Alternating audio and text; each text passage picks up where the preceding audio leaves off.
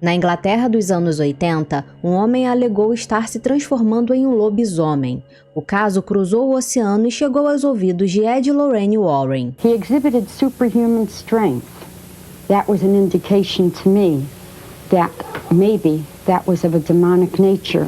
Bill Ramsey era só um homem comum, um pai, um marido, até que começou a agir como um animal, morder, rosnar e atacar qualquer um, incluindo policiais e enfermeiros. I had a very big bad attack and nearly killed a police officer at Southend Police Station. That was in 1987, July 1987. O caso de Bill Ramsey só teria fim após um exorcismo dentro de uma igreja, com um homem amarrado a uma cadeira agindo como uma fera. Hoje você vai conhecer a história bizarra e assustadora de Bill Ramsey, o homem que ficou conhecido como o lobisomem de Southend.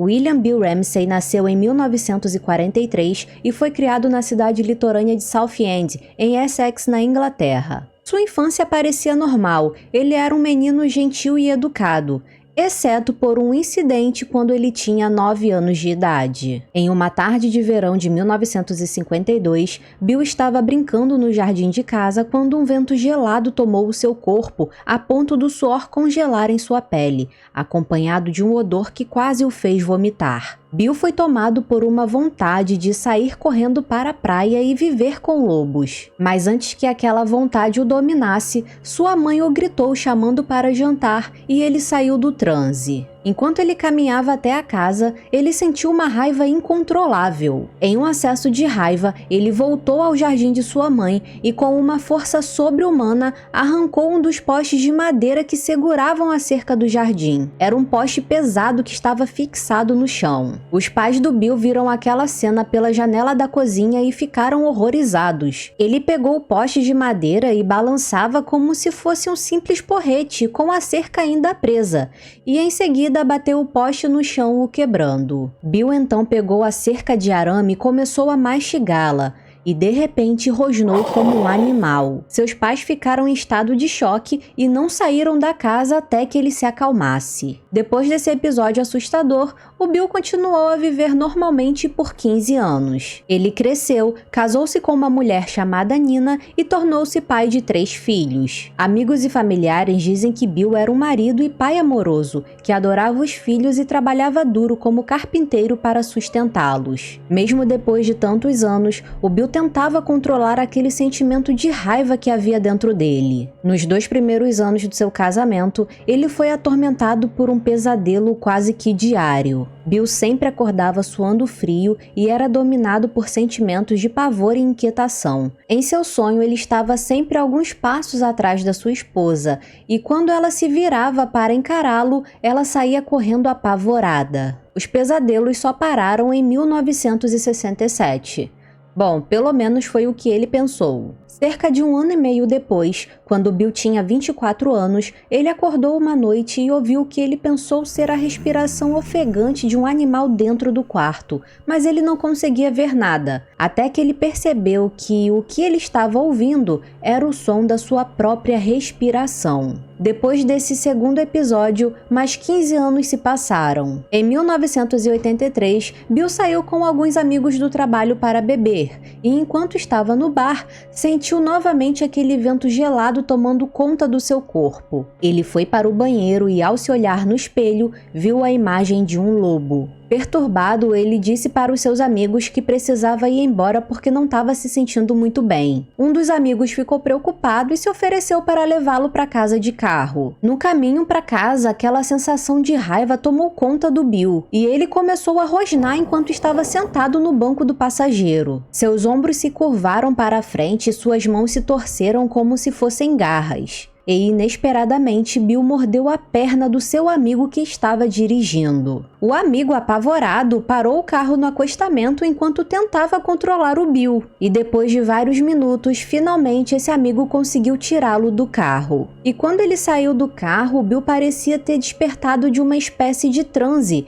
Ele não se lembrava do que tinha acontecido e estava tentando entender aquela situação. Ele pediu desculpas a esse amigo, foi embora para casa caminhando e tentando tentando entender o que tinha acabado de acontecer. Infelizmente, as coisas só estavam piorando para o Bill. Pouco antes do Natal de 1983, Bill começou a sentir dores no peito e pensou que estava tendo um ataque cardíaco. Ele foi para o hospital local e quando uma das enfermeiras se aproximou para aferir sua pressão, ele mordeu o braço dela. A enfermeira gritou em pânico, obviamente, e a equipe do hospital correu para o quarto do Bill para ver o que estava acontecendo. Bill a soltou e fugiu do quarto, correndo pelos corredores do hospital, rosnando e babando. Vários funcionários tentaram pará-lo, mas ele conseguia se livrar de todos com uma força descomunal. Foram necessárias várias pessoas trabalhando em equipe para conseguir contê-lo no chão. Um policial conseguiu algemá-lo, mas ainda assim ele se debatia de forma violenta e mostrava os dentes. Somente quando os enfermeiros injetaram uma dose de tranquilizante que ele se acalmou. Na manhã seguinte, o efeito do tranquilizante havia passado e o Bill estava normal. O médico de plantão ouviu toda a história e recomendou que o Bill permanecesse no hospital em observação por mais alguns dias.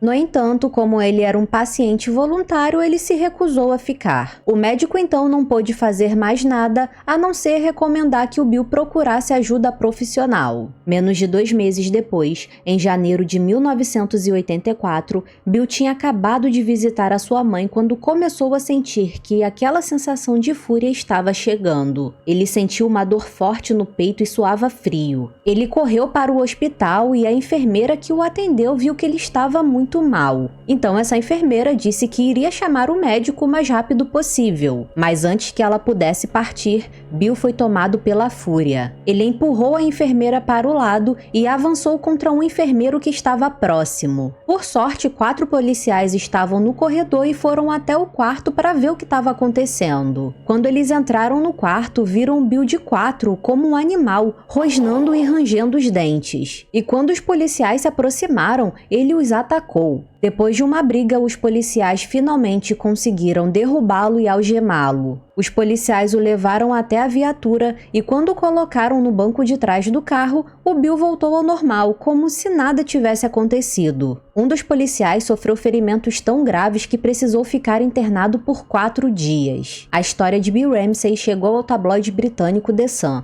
A manchete dizia: lobisomem capturado em Southend. Ele luta com policiais em 4 patas. Ao chegar na delegacia, os policiais pediram para que um médico examinasse o Bill. Esse médico sugeriu que ele se internasse em uma instituição psiquiátrica, mas ele recusou. Como Bill estava lúcido e não apresentava mais perigo, ele foi liberado. Cerca de 3 anos depois, em julho de 1987, Bill decidiu ir até uma feira que estava acontecendo em Southend. Lá, ele encontrou uma garota de programa que aparentava ser uma adolescente e decidiu levá-la até a delegacia. Na delegacia, o Bill sentiu novamente aquela sensação de fúria e frio tomando conta dele. Um policial levou a garota sob custódia enquanto o sargento interrogava o Bill. Esse sargento conta que, de repente, a expressão do Bill mudou. Ele começou a mostrar os dentes e pulou no pescoço do sargento para morder. Por sorte, esse sargento conseguiu se esquivar e deu um chute na virilha do Bill. Entretanto, mesmo um chute nas partes íntimas não foi suficiente para pará-lo. Em questão de segundos, ele se levantou e atacou novamente o sargento,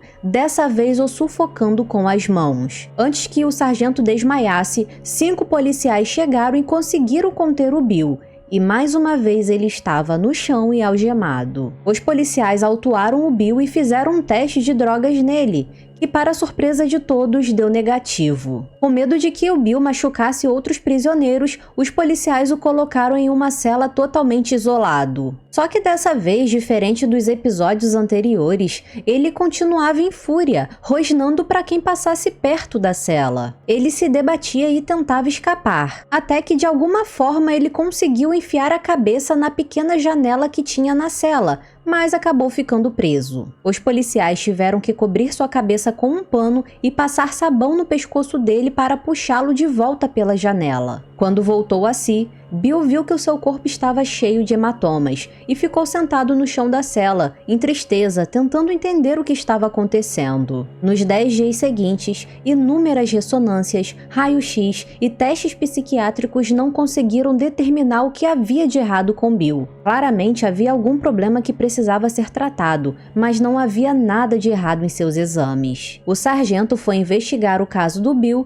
e descobriu que ele teve o mesmo surto outras vezes. Nenhuma acusação criminal foi feita. Entretanto, com medo que ele pudesse tirar a vida de alguém, Bill foi internado em uma instituição psiquiátrica. Depois desse incidente, o assédio da mídia em cima do Bill aumentou e seu rosto estampava os jornais da cidade. Repórteres o procuravam para entrevistá-lo e seu caso virou motivo de piada. A mídia começou a chamá-lo de lobisomem de Essex. Ao longo de semanas, Bill passou por uma série de testes psiquiátricos, tomografias, exames, mas nenhum médico conseguiu determinar o que havia de errado com ele. Sem um laudo, Bill então foi liberado novamente. Nas semanas seguintes, Bill ficou com tanto medo de machucar alguém que toda vez que sentia um calafrio, ele corria para a delegacia e pedia para ser trancado sozinho na cela durante a noite. Para o Bill, estar em uma cela era o único lugar que ele sentia que não poderia machucar ninguém. E logo ele passou a acreditar que sua vida se resumiria a viver em hospitais psiquiátricos e nessa cela. Ele não suportava mais aquele sofrimento. Porém, para a sorte do Bill, a situação estava prestes a mudar. Ed e Lorraine Warren estavam em Londres quando assistiram pela TV o caso de Bill Ramsey.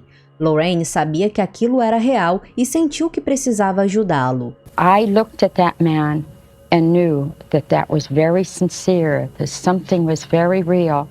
And something inside of me, Tony, told me that I could help him. Eles foram atrás de informações na emissora de TV para tentar localizar o endereço do Bill. Para Ed, a história de um homem que se transformava em lobo poderia arruinar a carreira deles como investigadores paranormais. Mas Lorraine sentia que Bill precisava de ajuda porque estava sendo controlado por algo maligno. Depois de dias tentando encontrar Bill Ramsey, indo em diversas delegacias dos condados em Londres, os Warrens já estavam desistindo e voltando para os Estados Unidos. Mas, de acordo com Lorraine, ela sentiu que ainda não era hora de desistir e decidiu pegar a lista telefônica e ligar para as delegacias que ainda não tinha ido. E logo na primeira ligação, ela conseguiu entrar em contato com a delegacia de Southend, a cidade onde Bill morava. Esse policial marcou um encontro com o casal Warren e os levou até Bill Ramsey. I looked at it and I was watching these police officers, real London police officers, talking about being attacked by a real werewolf. And I looked at Lorraine and I said, what do you think about this? And so as we watched, we realized that this man was the first case of lycanthropy that we ever had come across. So we took it so seriously that we flew to California. We talked with the producers of the show. They told us, yes, that Bill Ramsey was considered a real-life werewolf. Ed começou entrevistando alguns dos policiais que tiveram contato com o Bill, e todos disseram que não chegariam perto dele novamente, porque tinham medo do que poderia acontecer. Afinal, eles já haviam sido atacados e o sargento quase foi morto. E de acordo com Ed, o Bill tinha cerca de 1,70 m e aproximadamente 70 quilos. Mas os policiais, que eram muito maiores que o Bill, estavam com medo dele e da força sobre-humana que ele possuía. O encontro entre os Warrens e o Bill aconteceu em um pub, e estrategicamente o Ed escolheu o pub por ser um local público, caso o Bill tentasse algo contra ele. Mas o encontro foi super tranquilo e após entrevistá-lo, Ed concluiu que o Bill estava possuído pelo espírito de um lobo, algo que chamamos de licantropia. Tanto no folclore quanto na psiquiatria, a licantropia ocorre quando o indivíduo começa a agir e pensar como se fosse um lobo, agindo de forma agressiva e algumas vezes até se alimentando de carne crua. No folclore, o indivíduo também passa por mudanças físicas que o transformam em um lobisomem. Inclusive, tem um vídeo aqui no canal que eu conto o caso de um jovem que cometeu um crime porque ele achava que era um lobo. Vou deixar o link desse vídeo aqui no card e nos comentários para vocês assistirem depois, vale a pena. Para Ed Warren, o caso de Bill se tratava de uma possessão por um espírito de um lobo, e em casos de possessão, somente o exorcismo poderia livrar o Bill daquele tormento. O padre que faria esse exorcismo era Robert McKenna, mas ele estava nos Estados Unidos. Como Ed e Lorraine Warren já estavam bem famosos na época, eles conseguiram que a viagem de Bill Ramsey e sua esposa para os Estados Unidos fosse custeada pelo tabloide The People. E, eventualmente, a história da licantropia do Bill se espalhou pelo mundo. Em julho de 1989, após 37 anos sofrendo dessa condição, Bill chegou em Connecticut para passar por um exorcismo com o padre McKenna na igreja de Nossa Senhora do Rosário. O padre Robert McKenna participou de diversos casos dos Warrens. Se você acompanha aqui o canal, sabe que ele é figurinha carimbada principalmente nos casos de possessão. Sabendo que Bill Ramsey era propenso à violência extrema, eles tomaram as devidas precauções para o exorcismo. Bill entrou na igreja e se sentou em uma pequena cadeira diante do padre McKenna e seu assistente, além de 4 seguranças que ficaram em volta do Bill enquanto ele se preparava para o exorcismo. Quando o exorcismo finalmente começou, não aconteceu nada demais, porém não demorou para que o espírito se revelasse. Bill começou a se contorcer na cadeira, suas mãos ficaram em forma de garras e ele começou a mostrar os dentes. Ao ver isso, o padre McKenna se manteve firme e ergueu o crucifixo, começando a rezar em latim, enquanto os seguranças estavam preparados para intervir caso o pior acontecesse. Bill começou a rosnar, babar e urrar como um animal encurralado. Após um difícil ritual de 40 minutos, quando o padre McKenna colocou a estola em volta da cabeça do Bill, ele parou de se debater e caiu inconsciente. Quando Bill acordou, ele estava confuso. Ele olhou ao redor como se estivesse voltando de um pesadelo.